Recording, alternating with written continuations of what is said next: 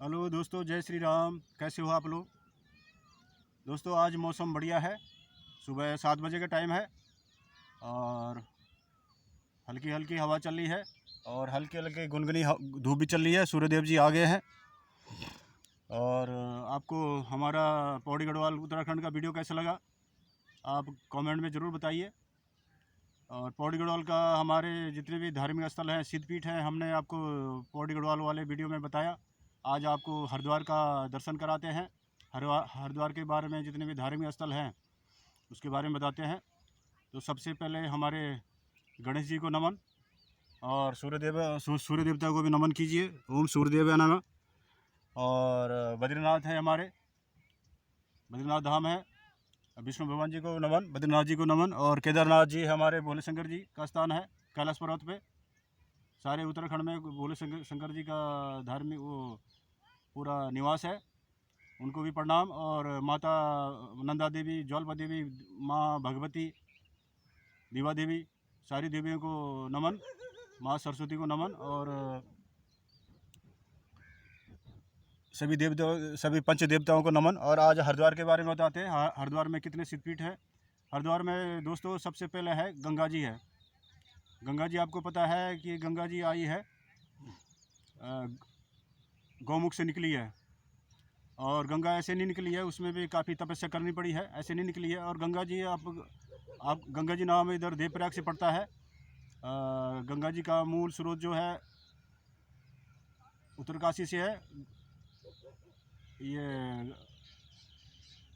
गंगोत्री से है, गौमुख से है। और गौमुख से आगे गंगोत्री है। उसके बाद इनका नाम पड़ता है भागीरथी। इनका जो असली नाम है भागीरथी है। ये ऊपर वहाँ से उत्तरकाशी होके टिहरी गढ़वाल टिहरी डैम होके ये भागीरथी जो है देवप्रयाग भी आती है। और देवप्रयाग में अलकनंदा नदी के साथ इनका प्रयाग है और यहाँ पर उनका मिलन है। यहाँ पर देव प्रयाग बोलते हैं। जैसे हरिद्वार में नहाते हैं ऐसे देव प्रयाग में हमारे सारे लोग नहाते हैं, पूजा पाठ करते हैं, तीर्थ स्थान है। उसके बाद यहाँ पर प्रयाग होने के बाद, देव प्रयाग होने के बाद, उसके बाद इनका नाम गंगा पड़ता है। और आगे फिर ऋषिकेश हरिद्वार में आती हैं। बीच में ऋषिकेश से सामने ब्यासी है। और ब्यासी जो है नाम कैसे पड़ा उनका, वहाँ पर वेद व्यास जी ने तपस्या की थी। और गंगा वहाँ पर ओम की आकृति में बहती है और वहाँ पर इसलिए ब्यासी पड़ा है। आगे पौड़ी गढ़वाल से जो पूर्वी नयार पश्चिमी नयार आती है वो ब्यासी में मिलती है। ब्यासी में संगम है, वो देवप्रयाग है। ब्यासी में इनका प्रयाग होता है। जो पौड़ी गढ़वाल से पूर्वी नयार पश्चिमी नयार आ रही है, सतपुली में इनका प्रयाग है। उसके बाद एक आगे जाके ब्यासी में मिलती है गंगा जी में। आगे ऋषिकेश है और हरिद्वार है। तो हरिद्वार का आज आपको दर्शन कराते हैं।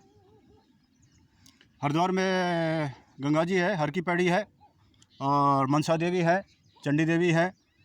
और हरिद्वार में कनखल है। और हरिद्वार में कनखल है। और जो हमारी गंगा अवतरित हुई है वो स्वर्गलोक से पृथ्वी लोक में आई है गंगा। और ऐसे नहीं आई है, उसके लिए राजा भगीरथ ने 10,000 वर्ष तक तपस्या की थी। और उसके बाद माँ गंगा प्रकट हुई।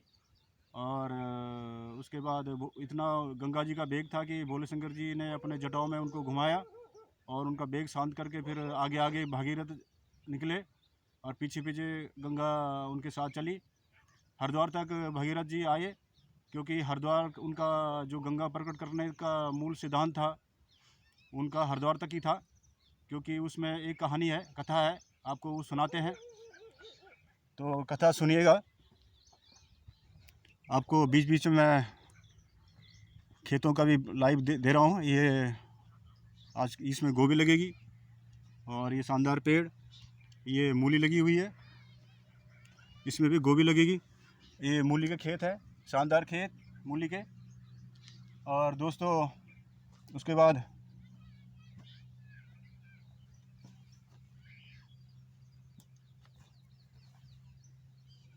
क्या होता है कि जब हरिद्वार में गंगा आती है और भागीरथ आगे आगे चलते हैं और गंगा उनके पीछे पीछे आती है। और अब गंगा जी को कैसे लाए भागीरथ जी, इसके पीछे एक कथा है, कथा सुनाते हैं। तो सुनिएगा कथा। पौराणिक कथा के अनुसार एक बार राजा सगर थे। राजा सगर थे, उनकी 60,000 रानियाँ थी, और 60,000 रानियाँ थी उनकी। तो 60,000 रानियाँ थी तो उनको वृद्धावस्था आ गई, लेकिन एक भी बच्चा नहीं हुआ। तो बच्चा नहीं हुआ तो वृद्धावस्था में उनको ये परेशानी होने लगी, तनाव होने लग गया। तो एक किसी बाबा के पास गए। बाबा का नाम था कपिल मुनि। कपिल मुनि भी ऐसे छोटे मोटे नहीं थे, बड़े महर्षि थे, और विष्णु भगवान के अवतार हैं कपिल मुनि जी। कपिल मुनि जी को भी प्रणाम, और राजा सगर जी को भी प्रणाम, और राजा भगीरथ जी को प्रणाम, सभी को प्रणाम, गंगा मैया को प्रणाम। और जब अपनी समस्या लेके राजा सगर कपिल मुनि के आश्रम में गए, तो उन्होंने बोला कि मेरे बच्चे नहीं हैं और मुझे कोई उपाय बताइए। तो ऋषि जी ने, महर्षि कपिल जी ने उनको प्रसाद दिया। कह रहे कि ये मंत्र करके अपना पानी में बहाते रहना, मंत्र बोल के। तो सारा प्रसाद वो उनकी कुटिया से ले गए हैं, और उसके बाद उन्होंने अपनी उस प्रसाद की 60,000 गोलियां बनाई, और मंदिर के ये नदी के साथ उन्होंने मंत्र द्वारा प्रवाहित किया। तो आने वाले भविष्य में उनके 60,000, एक एक रानी का एक एक पुत्र हुआ, तो 60,000 पुत्र हुए। तो जब आदमी के पास नहीं होता है तो आदमी लोगों से मिलता है, और जब आदमी के पास हो जाता है तो आदमी को घमंड आ जाता है, अहंकार आ जाता है। तो ऐसे ही राजा सगर जी को भी अहंकार आ गया। तो उन्होंने अपनी जितनी भी सेना के कर्मचारी थे सब हटा दिए। उनके पुत्र बड़े बलवान, धनुष विद्या में शिक्षा दीक्षा में बिल्कुल पहलवान थे। तो उन्होंने सोचा कि क्यों अपने सैनिकों को हटा दिया जाए, अपने लड़के सैनिक का काम करेंगे। तो 60,000 के उनके पुत्री थे, तो पूरी सेना बन गई उनकी। तो होने को कोई टाल नहीं सकता है। इसके बाद क्या हुआ कि जब राजा के लड़के बड़े हुए तो उन्होंने सोचा कि सारा देश पे अपने कब्जे में किया जाए। तो उन्होंने अश्वमेध यज्ञ किया। अश्वमेध यज्ञ में क्या होता है कि आगे घोड़ा छोड़ा जाता है, और घोड़ा जो पकड़ेगा तो उसके साथ युद्ध करना पड़ता है, उससे लड़ाई करनी पड़ती है। तो होने को कोई नहीं टाल सकता है। घोड़े ने क्या किया है कि अब राजा के जब पुत्र हुए तो कभी कपिल मुनि जी के आश्रम में आशीर्वाद लेने नहीं गए। उन्होंने नहीं बताया कि मेरे पुत्र हो गए, क्योंकि जब होता है तो तब आदमी कहीं जाता नहीं, जब नहीं होता तब जाता है। तो उनको जानकारी नहीं थी उनके पुत्रों की। तो अश्वमेध यज्ञ करने के बाद घोड़ा आगे जाके वहीं चला गया। ये कपिल मुनि के आश्रम में घोड़ा अपने आप चला गया, क्योंकि होनी थी। तो जब राजा के पीछे सैनिक आए तो उनको पता नहीं था कि ये कपिल मुनि है। तो उन्होंने उनके साथ आक्रमण करने के लिए तैयार हो गए। उनको मतलब चेतावनी दिया कि हमसे लड़ो। तो कपिल मुनि ने बोला कि नहीं, मेरे पास घोड़ा नहीं है तुम्हारा। और उन्होंने बोला नहीं, तुमने अंदर छुपा रखा है।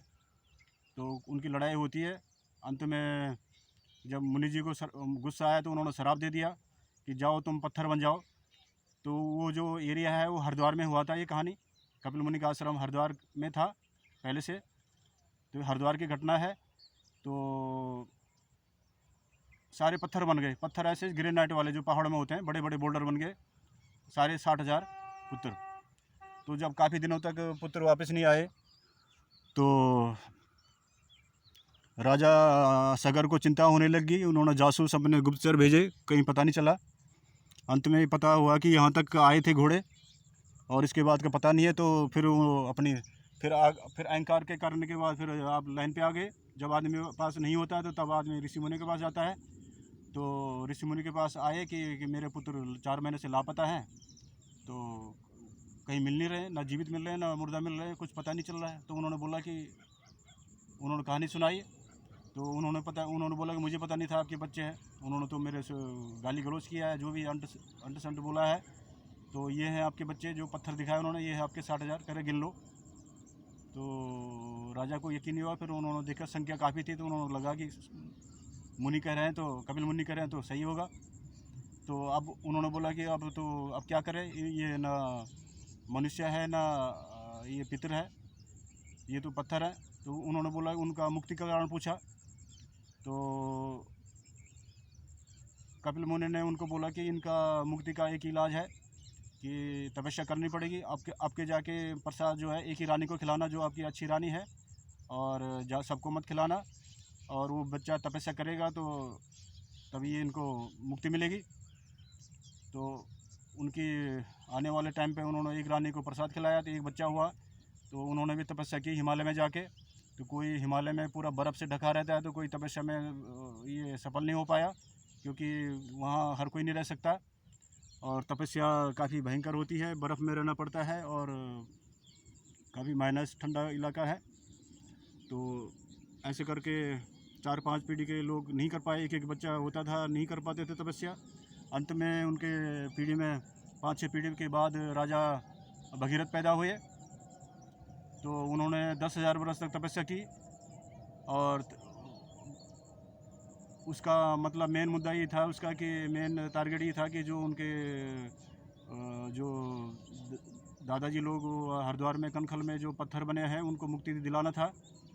और उसके बाद उन्होंने 10,000 वर्ष तक तपस्या की, और फिर गंगा अवतरित हुई।